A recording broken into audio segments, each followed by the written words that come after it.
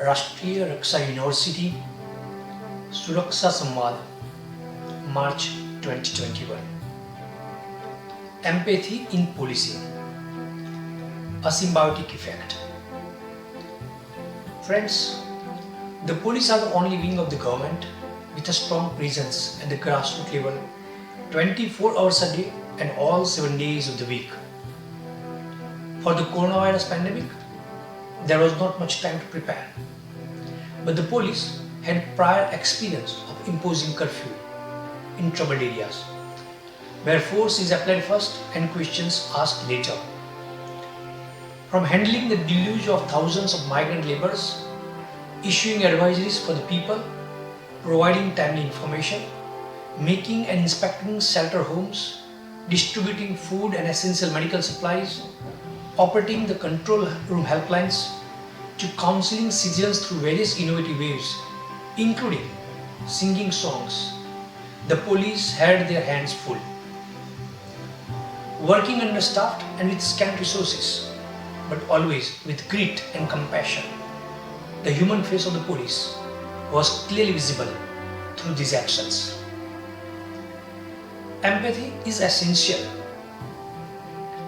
As societies are becoming more heterogeneous and complex, the role of the police is becoming more demanding.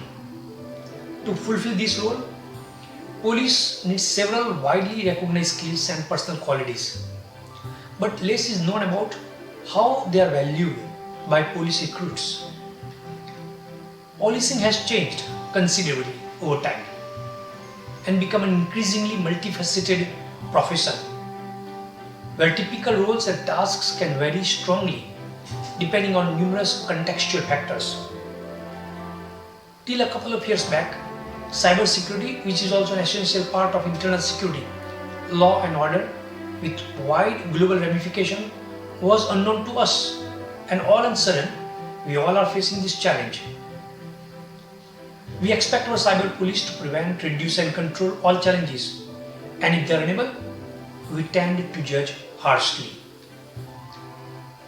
Indian states are becoming increasingly heterogeneous, and there are tensions between various groups of people, communities. Further identified problems include frequent lack of authority and distrust, emergence of new types of crime and unfamiliar situations, all because of changing demographic and working landscape. These problems have been highlighted in frequent reports in the media of misunderstandings, police officers acting improperly and or being pressured, abused or threatened by citizens. Corona has clearly shown these episodes. Thus, they may have substantially varying perceptions of the police profession, an ideal personal characteristic of a police officer. Nevertheless, everyone must be prepared as far as possible for the diverse demands and challenges. Students who would like to join in future the profession, as those challenges they will encounter in their future profession. For instance, although it has been established that communication skills and empathy are highly important for police, it is not clear if this is known or accepted by people who aim to join police. However, some things can be taught, while other important qualities are to varying degrees inherent traits. So, police applicants are selected on the basis of not only prior knowledge and former merits, but also personal characteristics.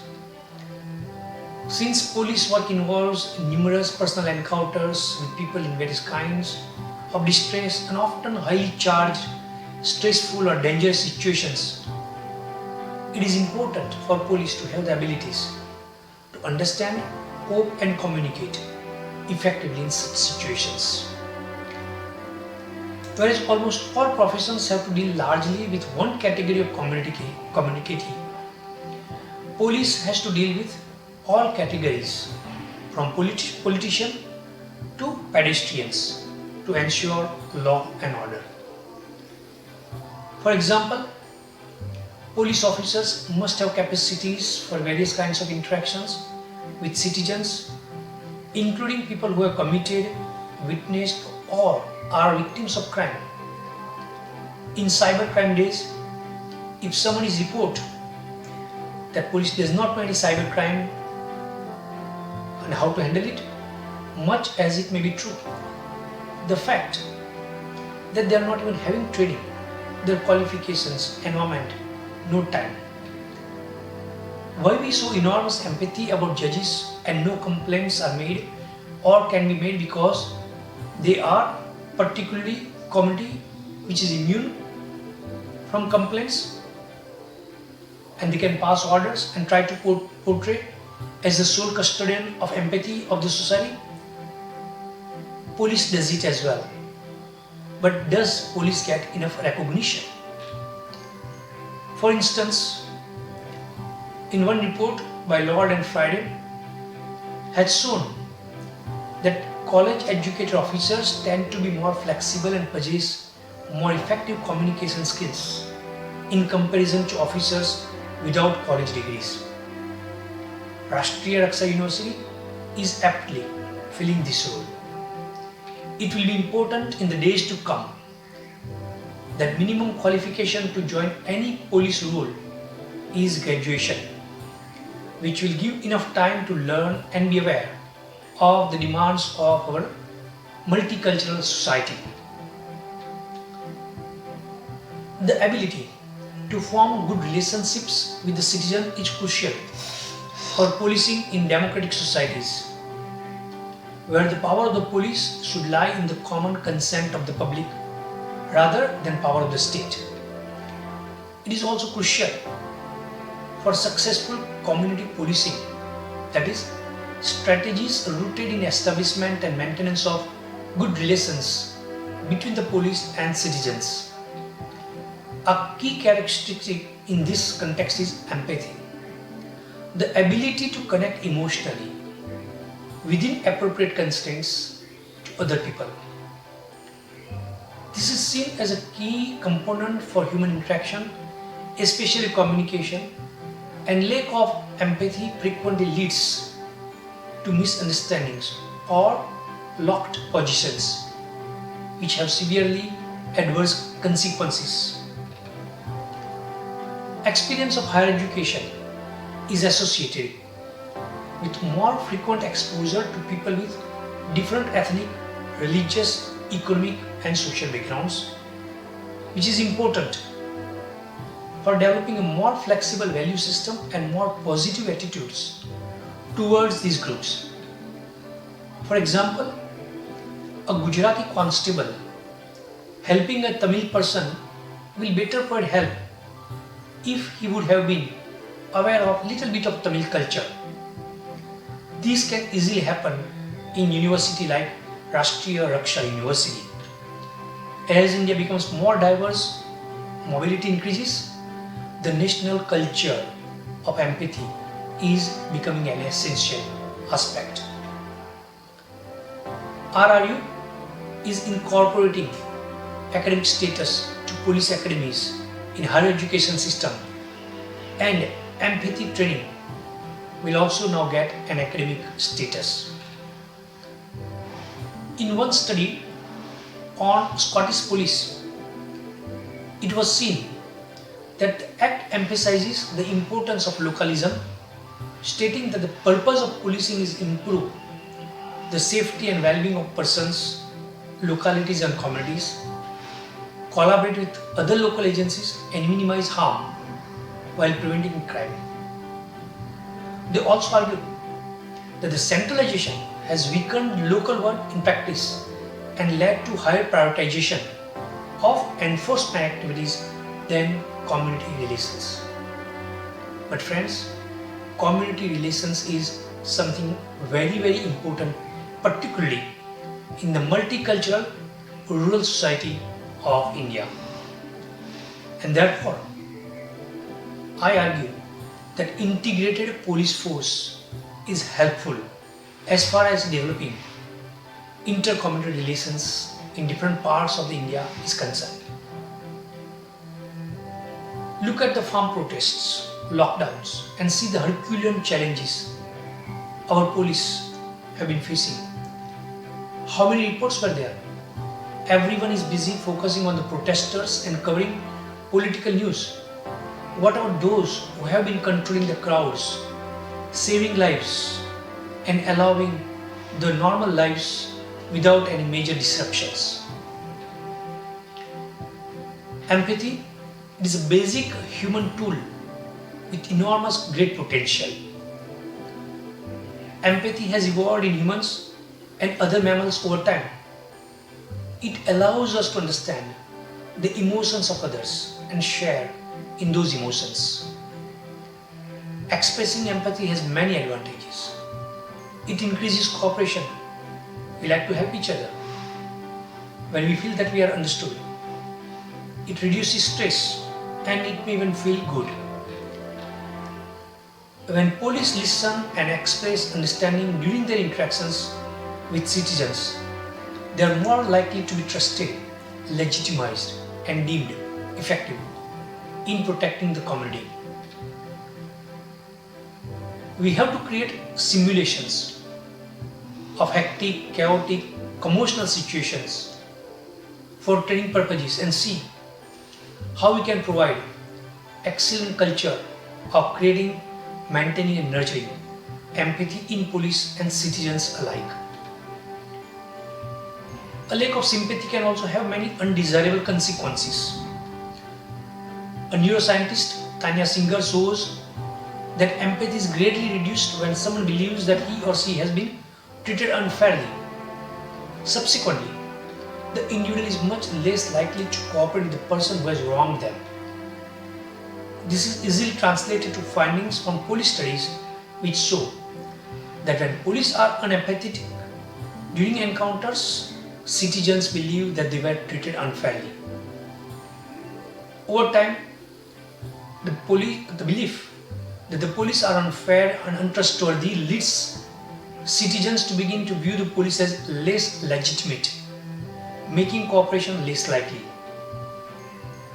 What remains from these encounters is an us versus them mentality with police on one side and citizens on the other. It is hard to imagine a world where public safety is achieved this way.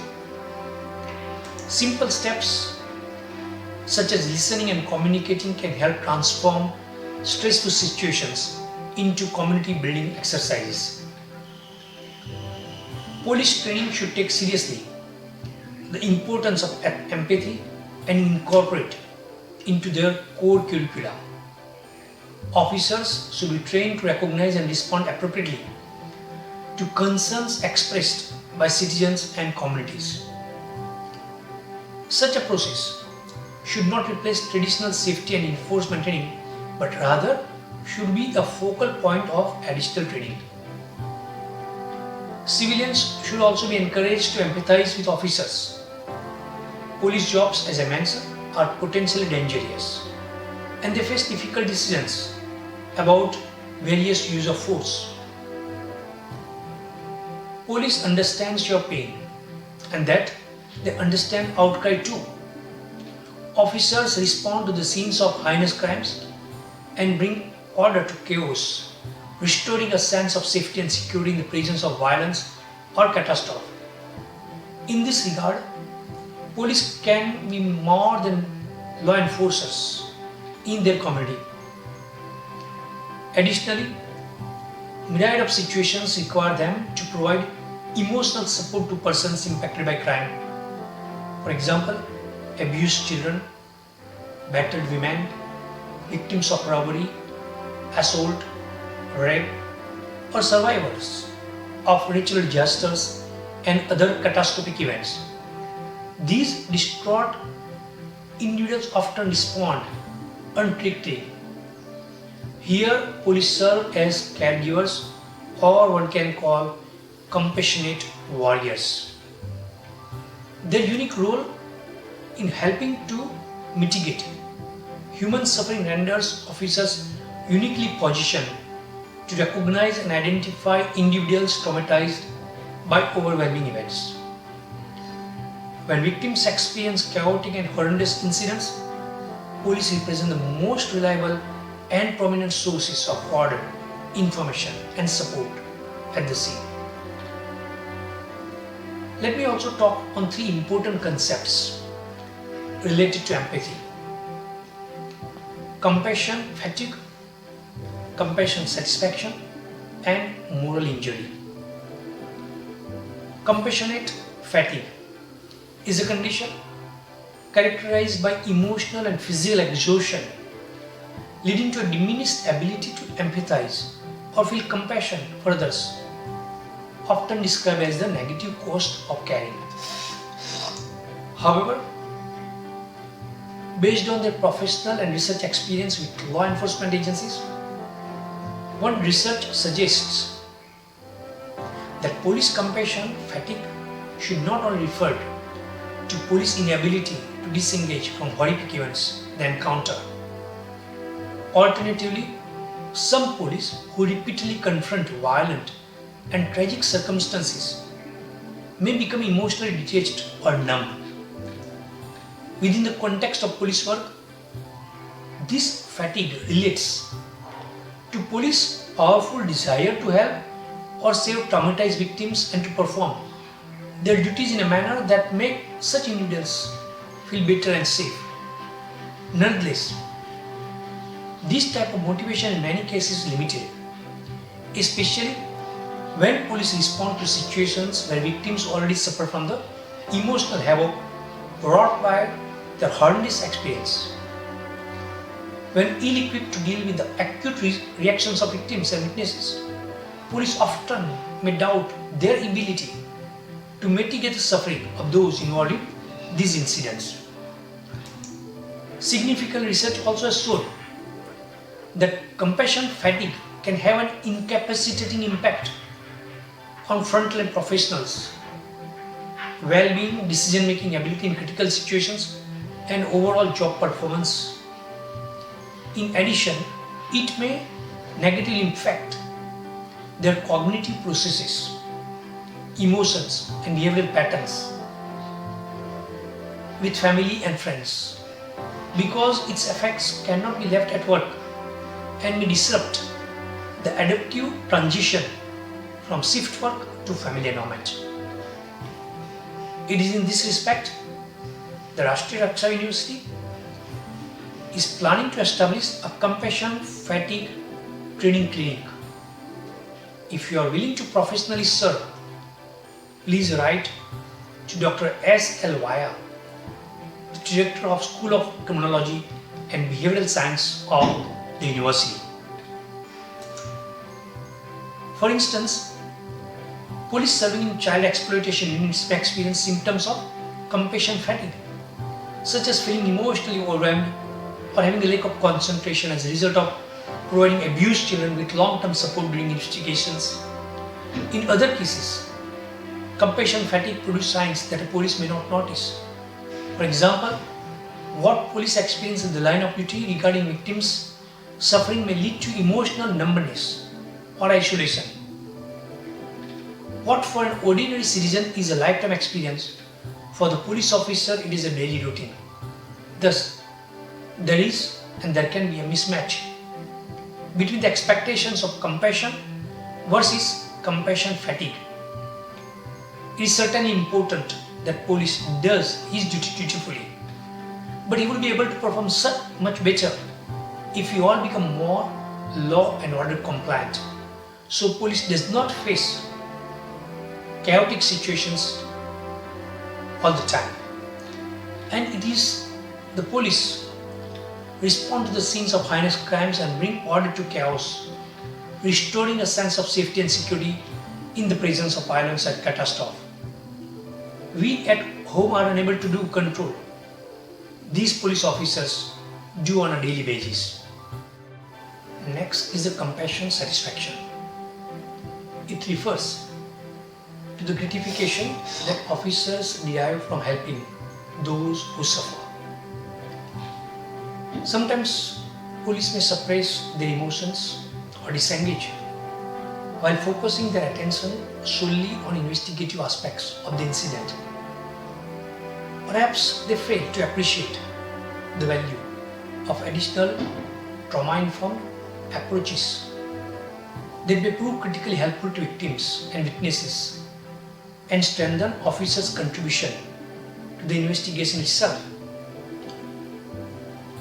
Research have indicated that officers and other frontline professionals who experience compassion, satisfaction feel a greater sense of success and increased motivation because they can appreciate the value that their services add to the community and the lives of individuals.